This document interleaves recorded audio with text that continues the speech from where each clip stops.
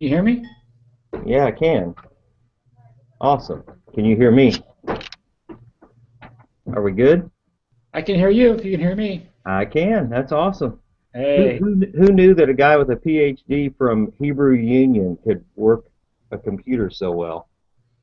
no idea. Anyway, and now my son's wondering why I was trying to broadcast with him. So, um, let me tell him to ignore me, and we'll get right to this interview. So, um, all right, I can edit all this out, I hope. Well, anyway, appreciate you doing this. Sorry it was such a pain, but they part of my work in one of the classes I'm taking here at Heritage on Congregational Health and Ministry was to read your book and to Wandering in the Wilderness and to write an interaction paper on it. And I told the instructor, I said, well, I know Brian. What if I did an interview with him? And I think it would have been easier to write the paper. But Hmm. honestly, I just think it's good that we're having this time because this is something the whole class will be able to see. It's sometimes hard when you read a book to kind of know the heart of the author, and I think that will help a little bit. So, um, tell me a little bit about the what led you to want to write this book and what want to do all this research. Well, the book allows me to blend a couple of things that are very important to me. One of which is my college student. I've taught college for 26 years, and I've just seen many of them struggle with their faith as they get into their 20s. And so I was motivated to try and provide something for them that would help. And related to that is the conversations I had with their parents or their grandparents who were concerned about them. And they see the path that their religious faith has taken when their kids or grandkids are in their 20s, and they didn't understand why their kids believed differently than they did, and Mm, didn't understand their views of church and things like that. So I tried to offer something that would be a blessing to them as well. And then the other thing that came together with that is my love and interest in social science research. I was trained in the social sciences in my graduate work, and I knew there's been research done on this topic, but it's not very accessible to the average person. And so the goal was to take that information and try and make it accessible, and then weave all of that together with a biblical component as well, and talk about what the Bible says about this kind of a thing. okay. Um, when you went into it, what was kind of your process for researching for the book? What was your approach in research? Well, first of all, I wanted to read what the existing literature said, because as I mentioned a moment ago, a lot of people have looked at this notion of the changes in religious faith of kids in their 20s through various research methodologies and at various points in time. So I wanted to start by asking the question, well, what do I already know about this? What have people done in terms of investigating this? And then I also wanted to draw on some of the research that I had done myself, which principally were conversations with students, or conversations with people that I knew along the way in life that had left their faith or that were in their 20s or had a child in their 20s. And so I did a lot of qualitative research in that regard as well. But most of it was born out of my own firsthand experiences that guided me to that research and to the conversations with those individuals. Since writing it, what kind of response have you had from especially people within our fellowship when you presented this material?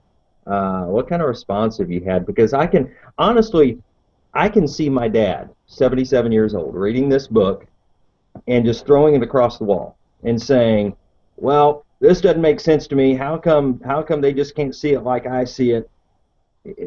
That's how my dad would respond to it. And Right. so how do you teach this? What kind of response have you had from older Christians, and how do you teach them? How do you teach this to them without them throwing it through a window? It's a very good question. The response that I've received has been overwhelmingly positive, and most of it has been captured by this kind of a thing. They will say to me, "Oh, okay, now I understand why they believe what they believe. In other words, now I see why they're so down on church, or now I see why they don't think it's important to attend church, or now I see, how it is they shop for churches." Now, the positive response comes in the fact that they seem to think the book has accurately painted a picture that shows where these 20-somethings are.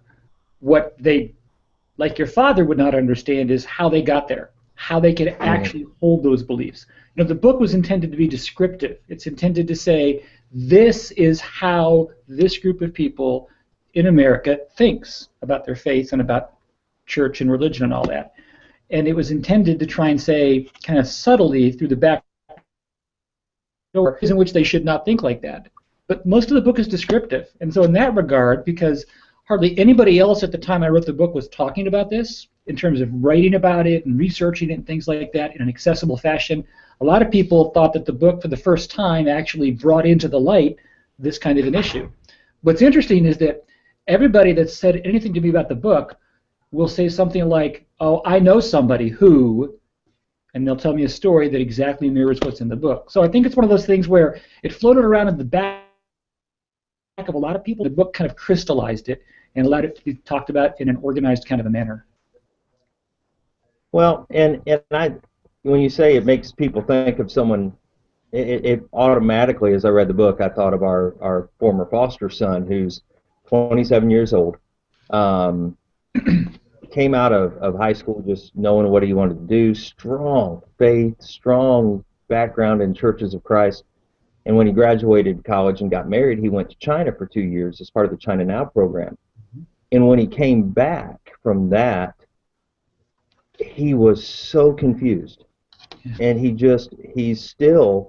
attending a community church right now, and he rarely will even call me because he thinks I'm going to fuss at him, and I'm not.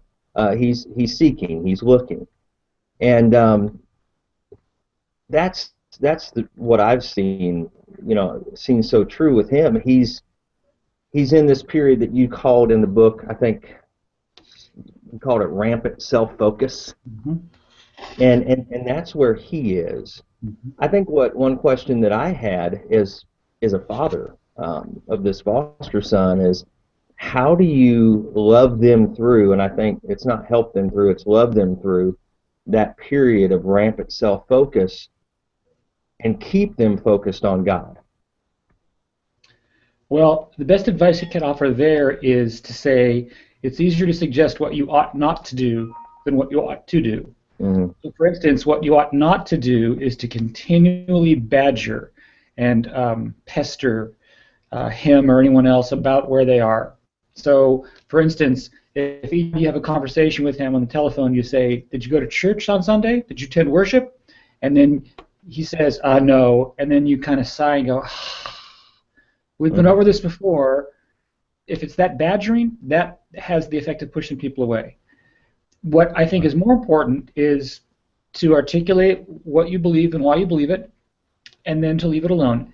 And then just every once in a while to find a way to gently bring back into memory where you stand and why you believe it. That, to me, is part of the loving him through it that you talked about a moment ago. One thing that I think is helpful is if a parent or a grandparent can have someone else who's not them be a part of that person's life and say to them some of the same things you've been saying to them. Sometimes the people in their 20s listen to people that are not their parents and grandparents. In particular, if you could find someone of their generation that has some credibility, then my experience has been they often will give greater attention to and greater weight to what their peers say in that regard.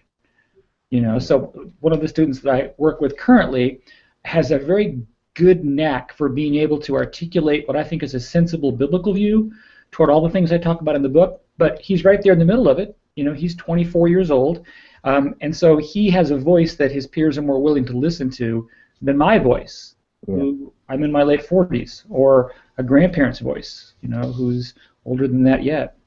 Yeah. That's interesting you say that. Sometimes they're even willing to listen to an older voice if it's just not a voice they're related to. I have a 19-year-old who comes to church every now and then. He lives in our house, so I ask him to every Sunday. I've stopped badgering, but I ask him, you going to come to church this morning? And yes, no, maybe, all that kind of stuff. And he's been coming more lately because his girlfriend's interested, but she's not a Christian, and she started asking questions, so I'm glad he's coming. But he never comes back on Sunday night, ever. Well, I was out of town this past Sunday, and we had a guest speaker, and he came back on Sunday night to hear the guest speaker, but he doesn't come back to hear Dad. And that, I think that's a good illustration of what you said. He's willing to listen. Right. He just doesn't want to hear from me. Well, that comment, I think, is very astute, because I don't think in the book I gave as much voice to this idea, and that is that oftentimes where people in their 20s are is laden with all sorts of other stuff that has little to do with what they really believe about religion. So it doesn't surprise me at all that the son you described a moment ago would not go to church for Dad, because the act of going to church is bound up in all sorts of things. I mean, for him to go to church is to admit Dad was right. For him to go to church is to say, well, I knuckled under and I actually did what my father asked me to. It's like Dad won, son 0, and that's a final. And those kinds of considerations are unfortunately a real part of the way people in their 20s think. And so in addition to whatever else is going on and how they understand the Bible or how they see organized religion and all that, there's this other layer of family relationships that comes into play with all this. And I think that is the kind of thing that makes it even harder for your 77-year-old grandfather or father to understand. And that's another reason why they throw the book across the table, because they can't understand that at all. Yeah. I try to have discussions about this with my dad, because my dad's still at the point, he doesn't understand why younger people don't come back to church on Sunday night. I just don't understand. It's not that hard for me. I'm 77 years old and I go back. How come they can't? And it's hard. It's difficult to have those conversations, because this idea of emerging adulthood, that's kind of a new terminology. But let me ask you this: in your research, this concept of emerging adulthood, is this a new phenomenon? I mean, did you and I are in the same generation? We're both in our late 40s. Well, I'll be 46 tomorrow, so I'm not quite as late, but I'm getting there. Is this a new phenomenon, or did we go through this too and not just notice it? I mean, well, I think that from the research I read, which I documented in the book, it is a relatively new phenomenon. I think if by new we mean post-World War II, late 20th century, yes, new. Though I think we have to be humble with all of that, because as the Bible points out, there's nothing new under the sun, right? But I do think that we are at a time where there is something different going on, that we delay, if you will, the entrance into adulthood, and that there are now there is a segment of life which I would categorize as what happens between your 18th and 30th birthday. That's just different than it was before. In the book, for example, I talked about how people are marrying at a later age, and about how they are spending more time securing collegiate degrees and delaying entry into the workforce in some cases, and putting off having kids. And so a lot of those markers that used to say, okay, now you're an adult, we put off. And that's new, again, if by new you mean in the last 75 years or so. A good friend of ours has a son who's 15 years old. And 150 years ago, he would be most likely living on a farm, and he'd be working hard on that farm, and he knew what his path of life was going to be. He was going to get whatever schooling he could, and then he's going to probably work on the farm. And at that point, his adult life began at an earlier age than my own son, who is admittedly 20 years old and not 15, but he just has a period of time where to become a full adult is going to be put off until a later point in life. And so to that extent, it is new. And that may be one reason why your 77-year-old father has a hard time understanding all of this, because his entrance to adulthood came much more quickly. And for many of those that kind of came into adulthood by serving in World War II or the Korean conflict, there was a very clear line that demarcated childhood to adulthood. So with humility, I do think it is new. And that kind of leads to the next question, or next series of questions, because this class is on congregational health and ministry. And you said something interesting in the book, and we all see it, we all know it. We have children's groups, we have youth groups, sometimes we have college age, but then it just kind of quits, and it's like, throw you in the auditorium class, welcome to church. why don't churches do more for this 20 to 29-year-old age group? I believe there are many answers to that. One answer to that is that there oftentimes are not resources to put toward that. So many congregations, though certainly not all, they will commit some dollars to hire a youth minister, so that person pays attention to the youth. We have a family minister, for example, at one of the congregations in Portland, Oregon, where I come from. And so we put resources into family. Very few churches have the resources, or at least have been willing to commit the resources to someone whose title might be singles ministry. There was a large Baptist church in Vancouver, Washington, that had a single adult male who was in his early 30s who was a sports minister. But what that really meant was he was a minister to single males in their 20s, to emerging adult males. And so we typically in the Churches of Christ have not committed resources to someone and said, okay, we're paying you, and our understanding is you're going to look after the spiritual needs of this group. But I think another reason why there's a glaring hole here is we really do, I think, have this belief that says, okay, you're out of the youth group now, you're no longer a kid, you're kind of an adult. And since you're an adult, we expect you to do adult things. You're going to go to worship. There's no adult youth group. I'm 49 and will be 50 in December.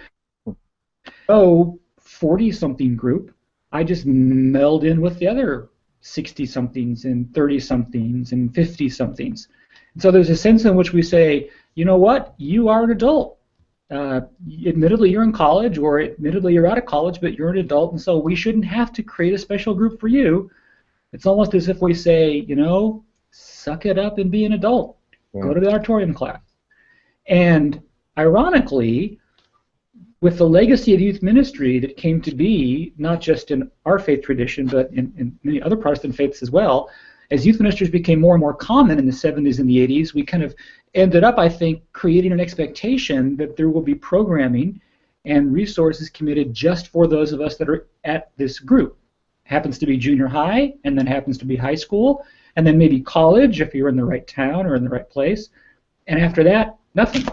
So today, I grew up in a youth group at a rather large Church of Christ in Arizona, and so in a sense, I always had a group to call my own and always had someone to pay attention to my needs. Now I don't. And so in a sense, I think we've created an expectation for that, and that has perhaps in some way contributed to this disillusionment and frustration among emerging adults that now there's nothing for them. Lots of reasons. Are churches, and I don't know if you researched this or not, or just from observation, are churches that are active in a small group ministry doing better with emerging adults than churches that don't have a small group ministry? That's a really good question, because you'd think that if there's an infrastructure in place that could address the needs of emerging adults, it would be a small group ministry, because you just create a small group for those individuals. But to answer your question directly, I'm not aware of any research that addressed that question. That research may have been done, but I've not encountered it. Okay. My speculative hypothesis, however, would be that it doesn't matter, and that my guess would be that those congregations that have a small group ministry are most likely not a great deal more successful with emerging adults than congregations that don't have that.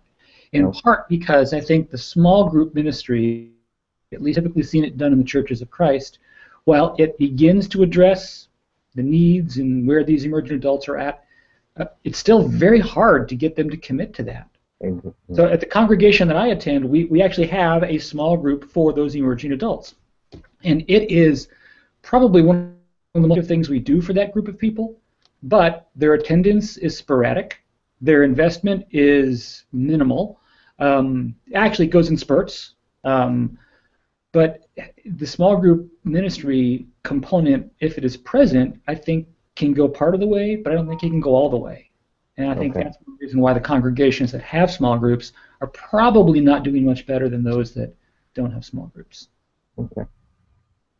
That's not the answer I wanted to hear, but that's and you know, there's not an easy answer to this, and no. And I as I was reading through the book, a couple quotes that really jumped out at me were quotes that I've heard my 26-year-old foster son say. At least not word for word, but you know what I mean. Right now, I feel as if everything is up for grabs in my faith. I'm not sure what I believe or how to even sort it all out. And the other one, if it works for me, then I'll accept it. If not, I'll reject it. Those quotes are so, not just from him, but I've heard those from that age group so often. Even my 19-year-old son is already saying things like that a year early. And let me ask you this. Isn't that an indictment on many youth programs and youth ministries? How so? If they haven't figured it out, wasn't that kind of the goal of the youth ministry, to help them figure that out before they got there? I see what you mean now. I don't believe it is an indictment of youth ministry, and let me explain why. First, I believe that it's not until you get beyond the youth group years that in many ways you've had enough life experiences and you've encountered enough different things to really be able to, in a significant, authentic way, wrestle with a lot of those faith questions. Okay. So when someone says that at age 22, I think that they're in a window of life when they really have now gotten enough mileage to actually wrestle with that stuff. I think that in the high school years, for example, and certainly the junior high years, back in the youth group years, they just haven't lived enough life to really authentically wrestle with a lot of that stuff. And related to that second, I've become enamored with some of the research about just the social and emotional and cognitive development among late adolescents. And I've really come to be persuaded that just socially and emotionally and mentally, we're not nearly as fully formed in the teenage years as we used to think we were. Mm-hmm. And it's really rather artificial to say, well, you're 18 now, you've graduated high school, now you're an adult and you've got all the tools to figure stuff out. I don't think that's true. I think that you don't really develop those tools to their fullest extent. You're not really emotionally and socially and mentally mature, genuinely, until you're in your mid-20s. So it makes sense when you're in your 20s, then you would begin to wrestle with the stuff that the quotation captured. And prior to that, I think you're just play wrestling. You know? Okay. In fact, I think in many ways, if I can be so bold, a lot of the teenagers I've met along the way who will say, yeah, I've really chosen what I believe and I know why I believe it. I've owned my own faith. I'm skeptical. Yeah. But I think that when someone says that to me at 28 instead of 18, I'm a lot more prone to believe it. And more prone to believe it at 25 than 18, but less prone to believe it at 25 than 28. Yeah. And I guess a third reason I don't think that's an indictment of youth ministry is I think we often try and look for an easy person or thing to blame in all of this. And unfortunately, you know, when you read the book and follow just the line of thought we've been following about small groups or youth ministry, it's easy to try and say, well, what are churches not doing that if they just did this, we could solve the problem? It's partly what churches are or are not doing, but it's also partly what the emerging adults are not doing. And so I don't want to say it's an indictment of youth ministry because it makes it sound like that's the only thing contributing to where these kids are now, or that's the only, you know, wall holding back the waters of what might erode their faith. Mm-hmm. Honestly, I think the parents have a lot to account for at some point too. I think the church experience that these kids have had has a lot to account for.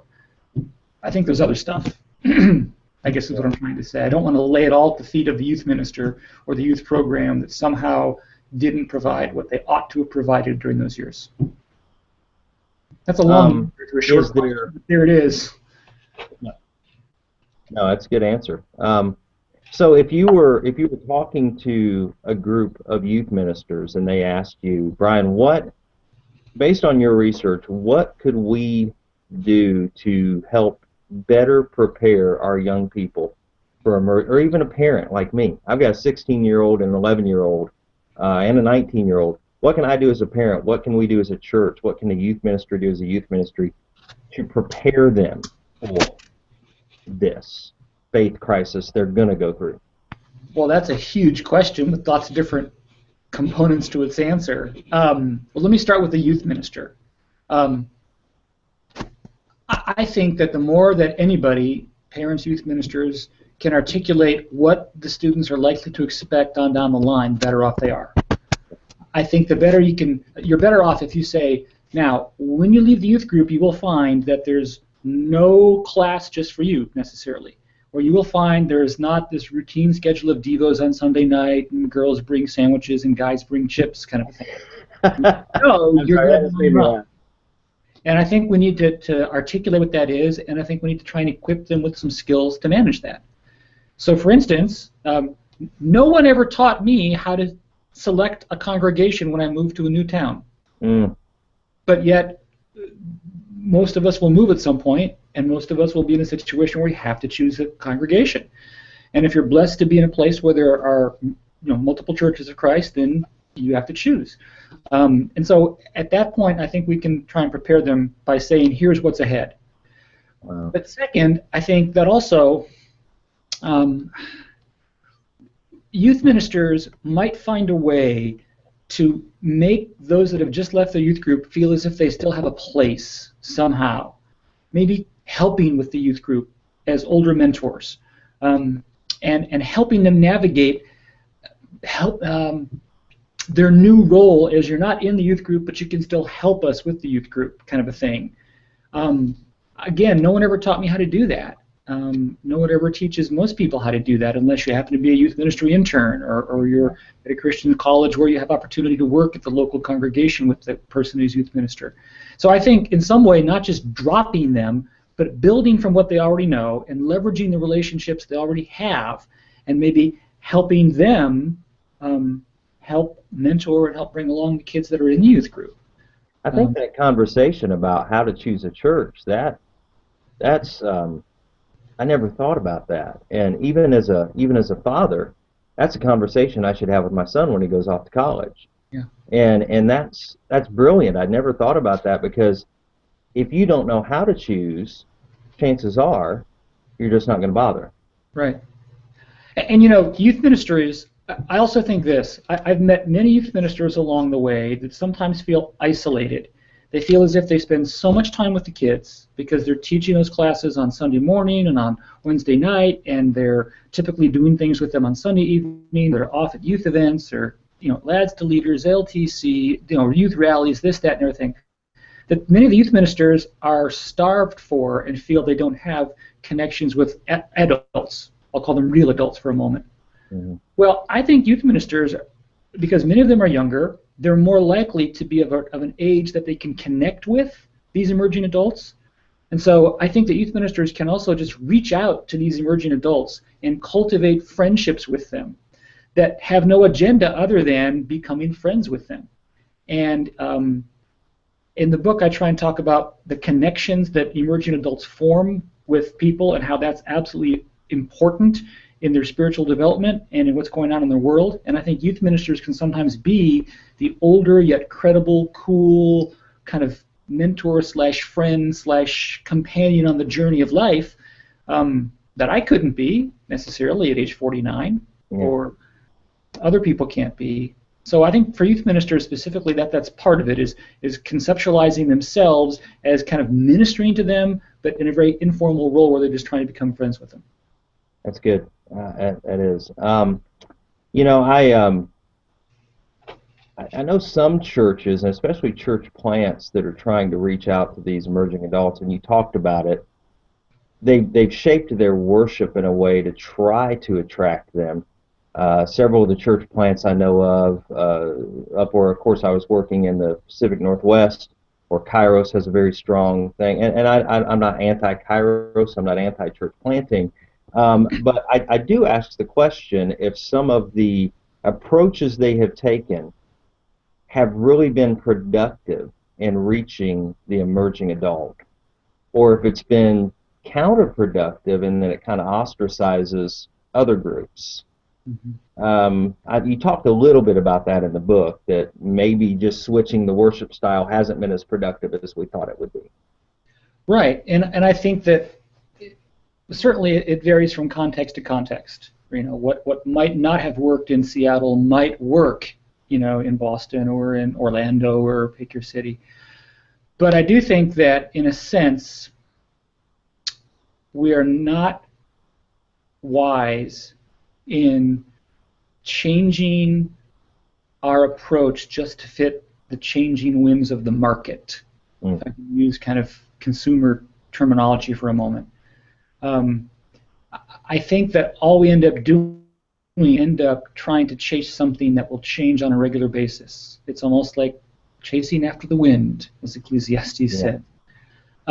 Furthermore, I think that if all we do is bend and shift and try and meet the latest perceived need for this group of individuals, we forget that this group of individuals will grow up and grow out of that, in a sense.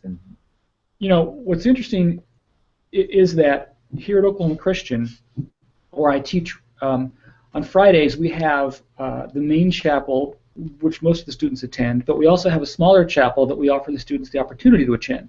It's called Great Songs Chapel, and they sing for a half-hour Stamps Baxter tunes, you know, Wow. on a hymnal, you know, you know, Soldiers of Christ Arise type of thing, holy, holy, holy type of thing. They're not singing a Twyla Paris rework song from the 80s, you know, they're not singing Lord Reign in Me or, you know, My God.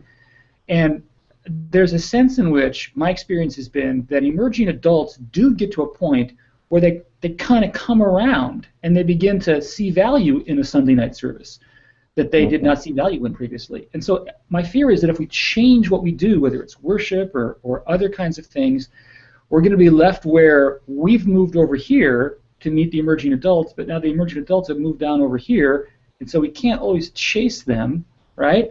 And in reality, if we just kind of stay put, they oftentimes kind of come back around. Okay. And so to me, I think there's a danger in too much. You know, like anything else, I think the truth is found in the middle in some ways, you know what I mean? And what I mean by that is you don't want to just change to change and to appease them, but on the other hand, you also don't want to be so completely with your head in the sand as to say, well, if they don't like it, then they just need to get with the program. Yeah. Now, what that looks like obviously depends on what particular, you know, issue or context we're talking about. One last question, and then if you just want to add anything that you might want graduate students in a congregational health and ministry class to know about this book, you can. But I wonder if some of this is unique to our faith tradition or a more Protestant faith tradition. And the reason I ask is I was reading this book on the plane the other day, and I was sitting next to a young lady that I was talking with a little bit, and she mentioned to me that she had her little cross tattoo on her hand, you know, and she mentioned to me that she went to a Jesuit school, and she was Catholic, and as I was reading this book, and I just stopped for a minute, and I asked her, and I said, can I ask you a question? I assume that you're between the ages of 20 and 29, and you talk about your faith very affirmatively. And I told her a little bit about the concept of the book and the research, you know, that I was doing, you know, kind of a project about this book. And I said, did you experience the same kind of crisis? Did your friends from the CYO, you know, Catholic Youth Organization, did they experience the same kind of crisis? And she said, well, honestly, I didn't, and I don't think many of my friends did, because the traditions of the Catholic Church really kept us grounded. And that kind of hit me, and I wondered, in Churches of Christ, we kind of talk bad about tradition. But you're talking about these young people singing the Stamps Baxter songs, and I'm wondering if embracing our traditions instead of quoting Jesus, the traditions of man are like the blind leading the blind, like we do all the time. I wonder if, you know, not making them law, mind you, but if embracing our traditions and helping them embrace our traditions might help. I think there's something to that, honestly, especially the last part, the way you phrased it, and helping them embrace their traditions. In the book, I talk a little bit about how oftentimes this current generation of emerging adults sees the church as kind of the problem, or kind of in between solving the problem and where they are. And I think that when you use the phrase kind of helping them, right, I think that's what it's about. The larger question you ask, is it more noticeable in the Churches of Christ faith tradition than the Roman Catholics or someone? I guess my thoughts on that are that the larger forces that are driving the changes that I talk about in the book are, I think, affecting every faith tradition. But they affect each faith tradition in a way that's filtered by that faith tradition's background and its modus operandi and all of that. So, for example, the Churches of Christ have this very democratic kind of an idea. It goes back to Luther that all men can interpret the Bible for themselves and that kind of a thing. And there really is this idea that kind of says, well, I really do get to decide what this means for me. In the Roman Catholic tradition, ultimately everybody chooses for himself or herself. There's this long tradition of interpretation that comes from recognized authorities to whom there is some deference, and so I think it's easier in some ways for that kind of a background to be a bulwark against the kinds of forces that I've talked about. But principally and fundamentally, it's not much different in the Church of Christ faith tradition than it is in the Baptist faith tradition, or to a lesser extent the Mormon faith tradition. That their young emerging adults are often struggling with the same things in the same ways. It looks differently over there in Salt Lake City than it might in Abilene or Montgomery or someplace else, but there is a struggle, and I think helping them our Church of Christ emerging adults rediscover and reconnect with kind of those enduring truths and those enduring ways of doing things, I think there's a lot of wisdom in that. Okay. Any last encouragement or cautions you would give a group of graduate students who are using your book as one of our textbooks? Well, I'm honored that the program you're a part of would choose the book that I wrote to be a portion of a class like this. When I wrote the book, I was hoping that it would be useful to people. And I would hope that for graduate students who ostensibly are involved in public ministry, it would be helpful. But more to the point, I would hope that this experience with my book in this class would instill in all of the students a deeper commitment to not overlooking the emerging adults. And wherever your ministry path takes you, to committing yourself to try and do whatever you can, wherever you can, to pay attention to their needs. And I don't think it means you have to be hired to be an emerging adult minister. I think it means that in whatever capacity you can, to try and fold them into things. There's a bit of a movement now in intergenerational ministry, and I think there's a spot there for emerging adults. And so I guess at the end of the day, whatever it takes to try and get emerging adults in the place where you're ministering to connect with specific people and to feel as if they have a sense of place. Graduate students in ministry can be the individuals that facilitate those kinds of things for the emerging adults. Brian, thank you for taking a few minutes out of your day. I see all your Raiders stuff there. I currently live 20 minutes from the Oakland Coliseum, so you'll have to come see me sometime. I'd be happy to do that. I'll wait for me at the early service, and then we'll go to the game. I don't have enough courage to go to a game in Oakland, I'll tell you what. But let me just say one more thing. Obviously, you and I have a previous relationship from our time in the Pacific Northwest. If I'm correct on understanding that other graduate students there at the university will see this, I want them to know that I'm more than happy to dialogue with them. I would welcome an email exchange, a phone call, a Google Hangout video call like this. I just want to make myself open and available to continue this conversation on an individual basis with whomever would like to do so. All right. And if anybody wants to get a hold of Brian, just get a hold of me, and I can get you that information. We won't put it on YouTube for the world to see, but they know. You're not brave enough to go to a Raiders game. As long as you're wearing black and silver, you'll be fine. Well, that's true, but just getting into the Coliseum might be a little bit of a harrowing experience. No, I go to the A's games all the time, and I've only been stabbed once. It's all good. So, I'm kidding. Well, Brian, thanks a lot. I really appreciate it. And Hey, good to connect with you again, Glenn. we'll talk to you soon. Excellent. All right, thanks. Bye.